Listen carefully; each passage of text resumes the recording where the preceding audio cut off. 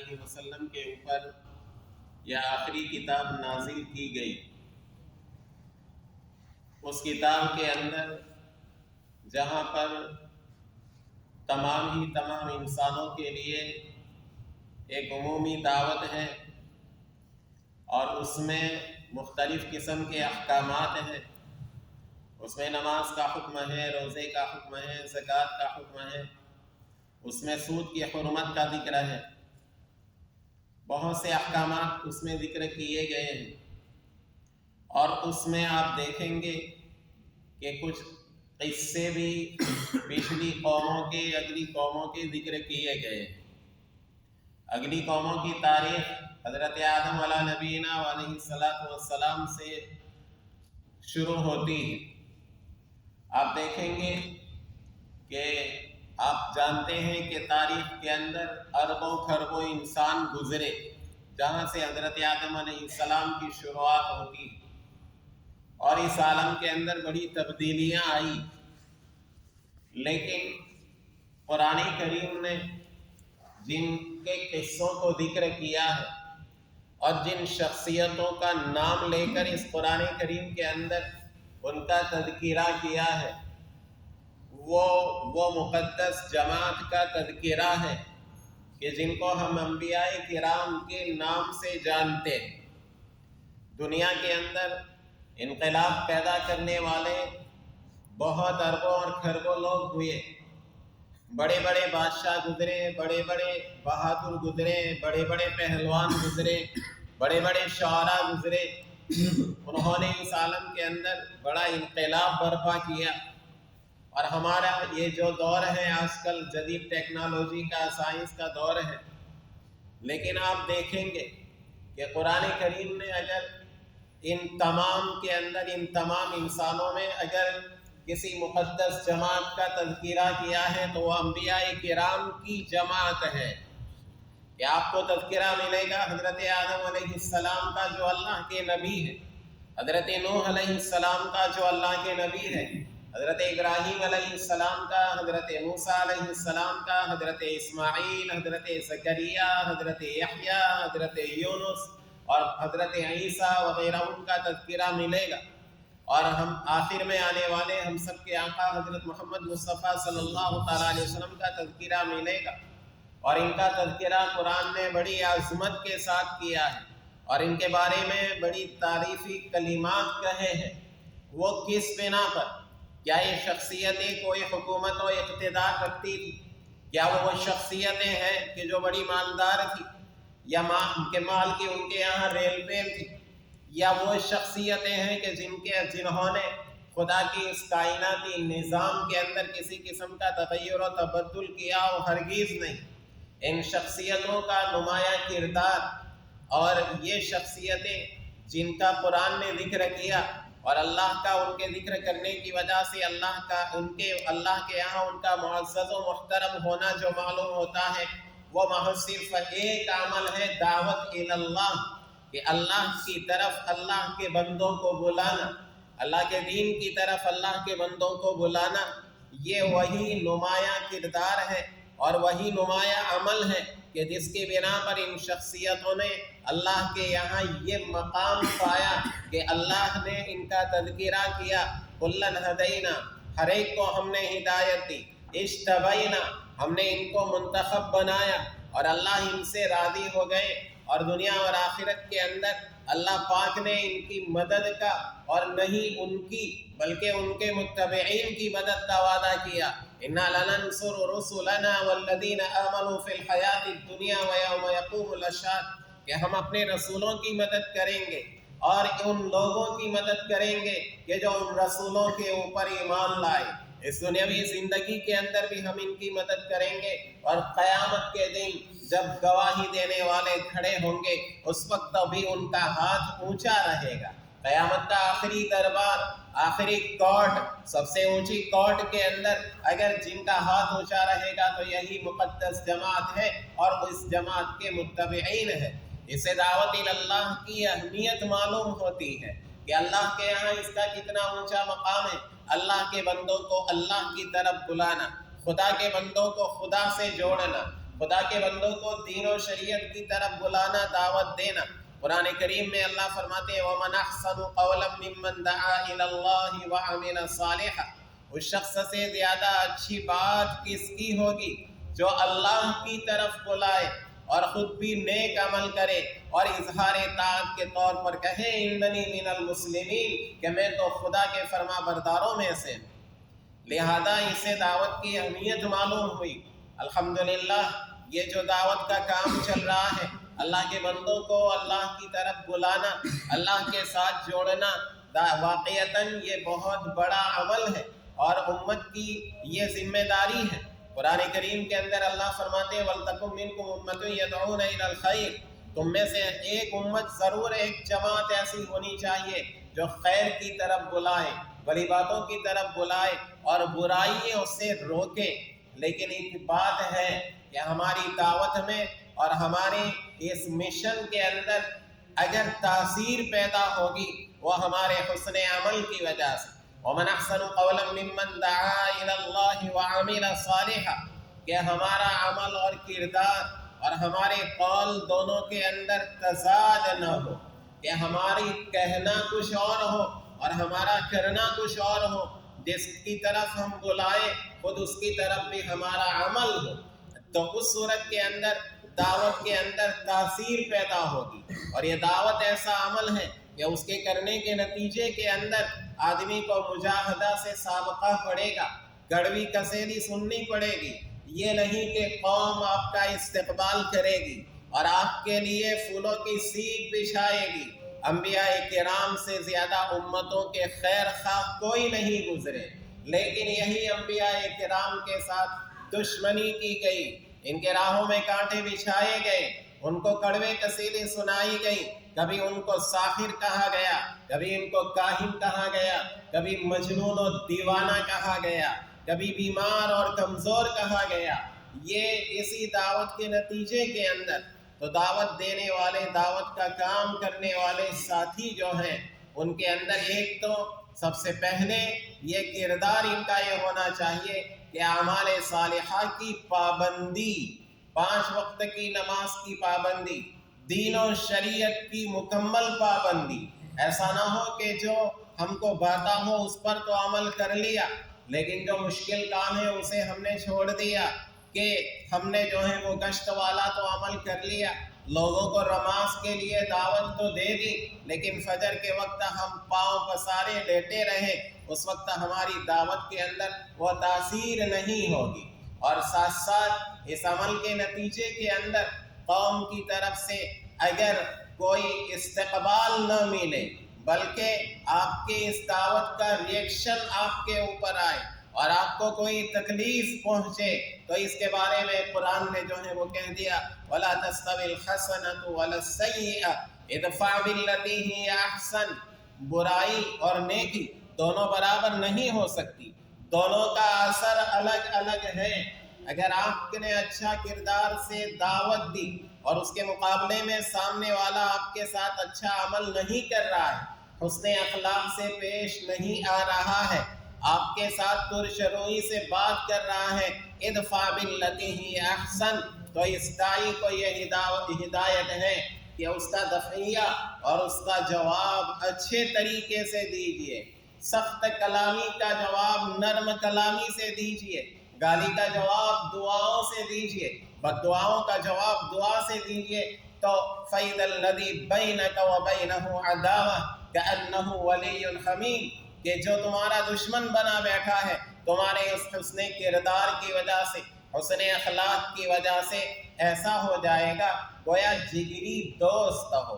بہرحال حسن اخلاق کا عمل اور اثر ضرور ہوتا ہے۔ حضور اکرم صلی اللہ تعالیٰ علیہ وسلم فرماتے ہیں ان اثقل شیء یوضع فی میزان المؤمن خلق حسن او کما یوم القیامت خلق حسن او کما قال علیہ الصلاۃ والسلام، کہ قیامت کے دن انسان کے ترازو میں سب سے زیادہ وزنی اگر کوئی چیز ہوگی تو وہ حسن اخلاق ہے۔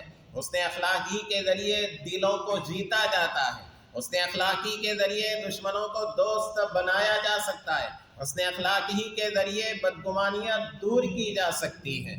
سن 3 ہجری کے اندر جو حضرت جنید بغدادی رحمۃ اللہ علیہ کا زمانہ ہے، اسی زمانے کے اندر جہاں پر نیکی، صلاح، تقوی کے اندر حضرت جنید بغدادی رحمۃ اللہ علیہ کا نام مشہور ہے، وہیں پر اسی صدی کے اندر بغداد کے اندر ابن سابات کر کے ایک شخصیت گزری ہے کہ جو چوری ڈکیتی کے اندر اتنی ہی شہرت رکھتی تھی جو جنید بغدادی صلاح و تقوی کے اندر رکھتی۔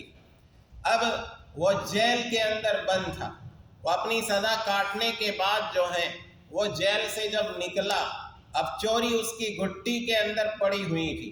اس نے سوچا، جب پہلی شام ہوئی اس کی، جب اس کی رہائی ہو رہی ہے، تو اس نے سوچا اب ظاہر ہے کہ جس آدمی کا ایک مزاج بن جاتا ہے تو پھر اس صورت کے اندر وہ عادت چھوٹتی نہیں، اور چوری کا اس کا ایک مزاج بن گیا تھا۔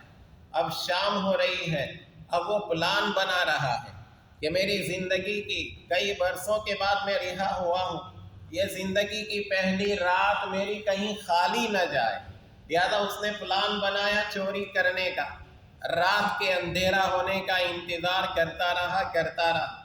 جب رات خوب اندھیری ہو گئی، بغداد کی گلیوں کا چکر کاٹتے ہوئے ایک مکان کے پاس سے گزرا، حویلی کچھ اونچی نظر آ رہی تھی۔ اس نے کہا یہاں ہاتھ صاف کرنا چاہیے، یہاں کچھ نہ کچھ ضرور مل جائے۔ اب وہ دیوار فان کر اندر داخل ہوتا ہے، رات کافی ہو چکی ہے، اندر داخل ہوا، مکان کے اندر اندھیرا ہے۔ کوئی اس کا جو تصور تھا کہ یہ مکان کی بلندی اس بات پر دلالت کرتی ہے کہ اس میں بہت زیادہ ساز و سامان ہوگا، لیکن اندر گیا تو اس کو کچھ نا امیدی سی ہو گئی کہ یہاں تو کوئی زیادہ ساز و سامان تھا نہیں۔ بس ایک طرف دیکھا کہ کچھ کھدر جیسے کپڑے کے کچھ تھان پڑے ہوئے ہیں، موٹے موٹے کپڑے کے، جو بہت زیادہ قیمتی نہیں۔ اس نے سوچا جب اتنی محنت کی ہے تو کم از کم یہاں سے خالی ہاتھ نہ جایا جائے، یہ پہلی رات ہی میری بیکار نہ گزرے، ناکام نہ گزرے، میں ناکام نہ ہو جاؤں۔ کہاں چلو اسی پر بس کرتا ہوں، یہی طاقوں کو جو ہے وہ اٹھا لیتا ہوں، یہ سوچ ہی رہا تھا کہ پھر اچانک گھر کے وہ ایک طرف سے اس نے دیکھا کہ چراغ کی کچھ روشنی آتی ہوئی نظر آئی۔ وہ ایک دم ڈر گیا، ٹھٹک گیا، ٹھہر گیا، مقابلے کے لیے خوب تیاری کر لی۔ دیکھا کہ ایک شخص ظاہر ہوا چراغ لے کے۔ اب اس نے سوچا تھا کہ شاید یہ مجھے مارنے کے لیے یا مجھ پر حملہ آور ہونے کے لیے آ رہا ہے، لیکن بات اس کے خلاف تھی۔ اس کے ہاتھ میں چراغ کے سوا اور کچھ نہیں تھا۔ چراغ کی ہلکی ہلکی روشنی کے اندر اس آدمی کے چہرے کے اوپر نظر پڑی تو دیکھا کہ سیدھے سادے لباس کے اندر، موٹے جو ہیں وہ لباس کے اندر، کھدر کے لباس کے اندر ایک شخصیت ہے، بظاہر دیکھنے میں معمولی ہوتی ہے، لیکن چہرے پر اس گھبراہٹ کے، اس عالم کے اندر کہ اندھیری کوٹری میں چور گھس آیا ہے۔ لیکن ابن سابات نے دیکھا کہ اس کے چہرے کے اوپر گھبراہٹ کے اور کسی قسم کی نا امیدی کے کوئی آثار نہیں۔ غور سے اس نے چہرے کو دیکھا تو یوں لگتا تھا کہ شاید زندگی بھر کا سارا سکون سمٹ کر اس کے چہرے کے اوپر آ گیا ہے۔ اس نے پوچھا کیا بات ہے؟ کہا مجھے یہ طاق لے۔ اب ابن سابات نے جب یہ دیکھا کہ یہ کوئی ہتھیار لے کر میرا مقابلے کے لیے نہیں آ رہا ہے، کوٹھی پوری خالی ہے، ایک ہی شخص ہے، تو ابن سابات نے سمجھا کہ شاید یہ بھی میری طرح سے ایک چور ہی ہے۔ اب اتفاق سے ابن سابات کا ایک ہاتھ چوری کے نتیجے کے اندر کٹا ہوا تھا۔ اب ایک ہاتھ سے اس نے جو ہے وہ تھان جو ہے وہ لپیٹنا شروع کیا اور سامنے والے کو ایک گھونسا مارا، اور اس نے کہا تو یوں مت سمجھنا کہ تو 2 ہاتھ والا ہے تو اچھا کپڑا اور زیادہ تھان کا حصہ تو لے جائے گا، نہیں، میں پہلے آیا ہوں، میرا حصہ زیادہ ہوگا۔ اس نے کہا کوئی بات نہیں، تو زیادہ حصہ لینا اور میں کم لوں گا، کوئی بات نہیں۔ اب وہ ابن سابات نے ایک ہاتھ سے لپیٹنا شروع کیا، وہ شخصیت نے دوسرے ہاتھ سے، دونوں ہاتھ سے لپیٹنا شروع کیا۔ ان کے ہاتھ میں بڑا تھان اور اس کے ہاتھ میں چھوٹا تھان۔ اب کہا کہ چلو اب ہمارا مقصد حاصل ہو گیا، لیکن یہ تم نے جو بڑا تھان لیا ہے 2 ہاتھ کے نتیجے کے اندر لیا ہے، لیکن میری ایک شرط ہے کہ یہ 2 بڑا تھان مجھے دے دینا پڑے گا باہر آ کر، اس لیے کہ پہلے میں آیا ہوں اس کوٹھی میں، میرے زیادہ حق ہے۔ اس نے کہا کوئی بات نہیں بھائی، یہ بڑا تھان تجھے دے دوں گا۔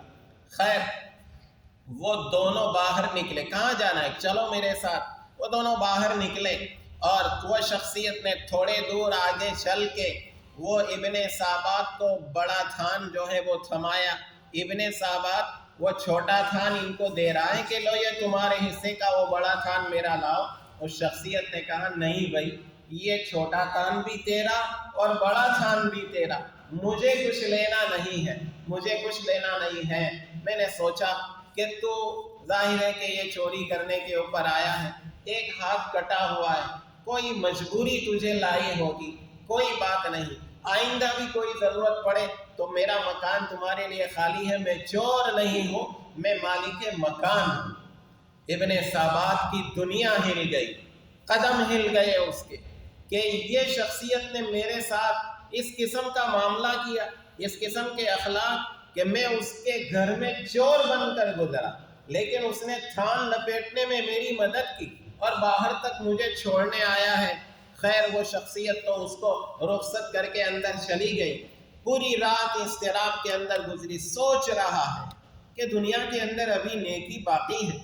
ابن سابات تجھے اپنا راستہ بدلنا چاہیے، کیا ہی اچھا ہے یہ آدمی کہ مکان کا مالک ہونے کے باوجود جو ہے یہ مالدار، کتنے اونچے کردار کا مالک ہے، مکان کا مالک ہونے کے باوجود اس کا تو تقاضا یہ تھا کہ مجھے پکڑوا دیتا، پولیس کے حوالے کر دیتا، لیکن اپنے گھر کے کپڑے باندھنے میں میری مدد کی، مجھے یہاں تک چھوڑنے کے لیے آیا۔ ابن سابات تجھے کچھ اپنی زندگی کے بارے کے اندر سوچنا چاہیے۔ خیر تو اب کچھ نہیں تو کم از کم اس کا شکریہ تو ادا کرنا چاہیے اس مکان مالک کا۔ جب صبح کا اجالا ہوا ابن سابات جو ہے وہ کوٹھی کے قریب پہنچا اور وہاں پہنچ کر لوگوں سے پوچھا یہ کون سے امیر کی حویلی ہے، یہ کون سے امیر کا گھرانہ ہے؟ تو لوگوں نے کہا امیر کہہ رہا ہے، کون سا امیر؟ ارے یہ تو جنید بغدادی کا گھر ہے، یہ کوئی امیر کا گھر نہیں۔ ابن سابات پسینہ پسینہ ہو گیا اور اندر جا کر حضرت جنید بغدادی کے قدموں کے اندر گر گیا۔